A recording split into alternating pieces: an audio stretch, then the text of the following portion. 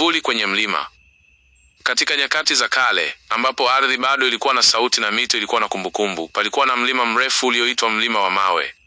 Mlima huu haukuwa kama milima mingine. Ulikuwa umejaa miamba mikali, mapango yenye giza na misitu minene iliyoficha siri nzito. Juu kabisa ya mlima huu, katika ngome iliyojengwa kwa mawe na mifupa, aliishi mtemi mmoja aliyetia hofu nchi nzima, Mtemi Mahembe. Mahembe alikuwa mwanamume mwenye asili ya Kiafrika, mrefu na mwenye misuli iliyojipinda kama mizizi ya mibuyu. Sura yake ilikuwa imekunjamana na makovu ya vita, na macho yake yalikuwa na weusi mzito ulioweza kutoboa roho ya mtu yoyote aliyemwangalia. Hakuwahi kutabasamu. Sauti yake ilikuwa kama mgurumo wa radi kabla ya dhoruba. Watu wa mabandani chini ya mlima walitetemeka waliposikia jina lake. Mahembe hakuendesha utawala wake kwa busara au haki, aliendesha kwa ukatili uliopitiliza. Alikuwa akidai kodi kubwa ya chakula na mifugo, na yeyote aliyeshindwa kulipa aliuawa bila huruma. Lakini ukatili wake mbaya zaidi, ule uliowafanya hata mashujaa waoga, ulikuwa ni ule aliofanyia watoto wachanga.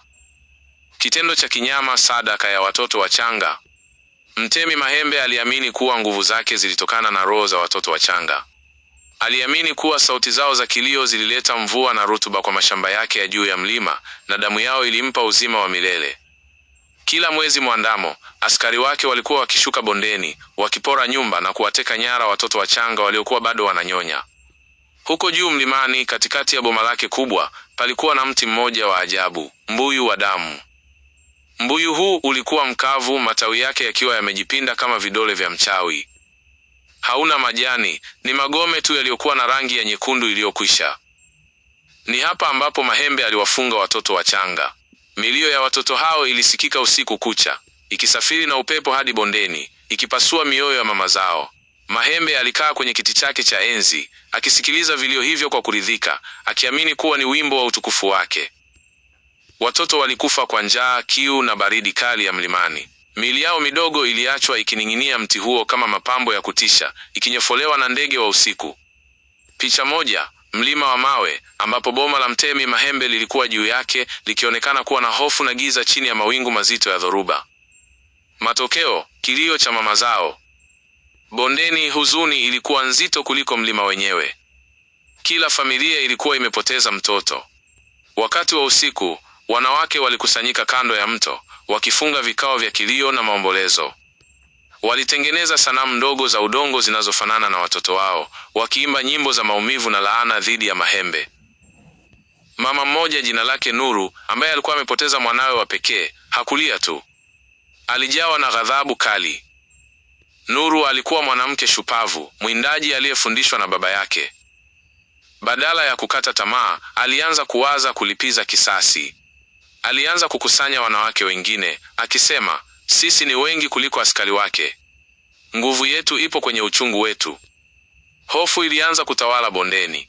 Hakuna aliyethubutu kuzungumza waziwazi, lakini kila mmoja ali tayari kwa mabadiliko. Nuru na kikundi chake walianza kuandaa silaha za kienyeji, mikuki ya mbao, mishale yenye sumu na mawe makali.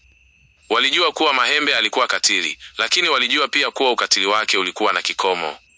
Picha mbili, wanawake wa bondeni wakilia na kuomboleza kando ya mto, wakitazama kuelekea Mlima wa Mawe, huku hofu na huzuni ikionekana kwenye nyuso zao. Hatima. Laana ya tembo. Nuru na wanawake wengine walianza kuratibu mpango wa mwisho. Walijua kuwa Mahembe alikuwa katili, lakini walijua pia kuwa ukatili wake ulikuwa na kikomo. Waliamua kutumia mbinu ya kienyeji ya kuvutia wanyama wa porini, wakijua kuwa Mahembe alikuwa na woga mkubwa wa wanyama wenye pembe, hasa tembo. Usiku mmoja, Nuru na kikundi chake walishuka bondeni, wakikusanya pembe za tembo walizokuwa wamezikusanya kwa miaka.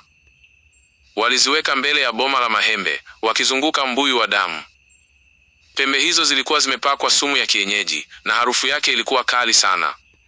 Nuru alianza kuimba wimbo wa kiasili wa kuwaita tembo, wimbo uliojaa huzuni na laana dhidi ya Mahembe.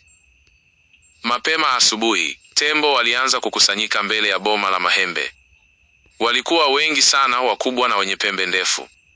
Walipoona boma la Mahembe na kusikia wimbo wa Nuru, tembo walianza kukimbia kuelekea boma hilo.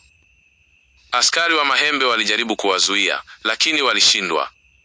Tembo walipasua boma hilo, wakaingia ndani, na wakaanza kumshambulia Mahembe. Mahembe alijaribu kutoroka, lakini tembo mmoja mzee na mkubwa alimkimbiza. Tembo huyo alimfika Mahembe kwa mkongojo wake, akamuinua juu na akamwacha chini mbele ya mbuyu wa damu. Tembo mwingine mzee alikuja akamfunga Mahembe kwa mkongojo wake na akamwacha chini mbele ya mbuyu wa damu. Tembo wote walianza kukanyagwa na kumuua Mahembe. Watu wa bondeni walisherehekea kifo cha Mahembe. Walijua kuwa mlima wa mawe ungekuwa huru sasa na kuwa watoto wao hawangeteseka tena. Nuru na kikundi chake walijua kuwa kisasi chao kilikuwa kimetekelezwa na kuwa hadithi ya Mahembe ingeendelea kuishi milele kama laana ya mlima wa mawe. Picha 3. Mtemi Mahembe akionyesha uso wa hofu na mshtuko kubwa, akiwa ameketi peke yake mbele ya mbuyu wa damu, huku tembo akimshambulia. Hitimisho: mlima wa mawe huru. Watu wa bondeni walisherehekea kifo cha Mahembe. Walijua kuwa mlima wa mawe ungekuwa huru sasa na kuwa watoto wao hawangeteseka tena. Nuru na kikundi chake walijua kuwa kisasi chao kilikuwa kimetekelezwa na kuwa hadithi ya Mahembe ingeendelea kuishi milele kama laana ya mlima wa mawe. Tembo wote walikanyagwa na kumuua Mahembe. Watu wa bondeni walisherehekea kifo cha Mahembe.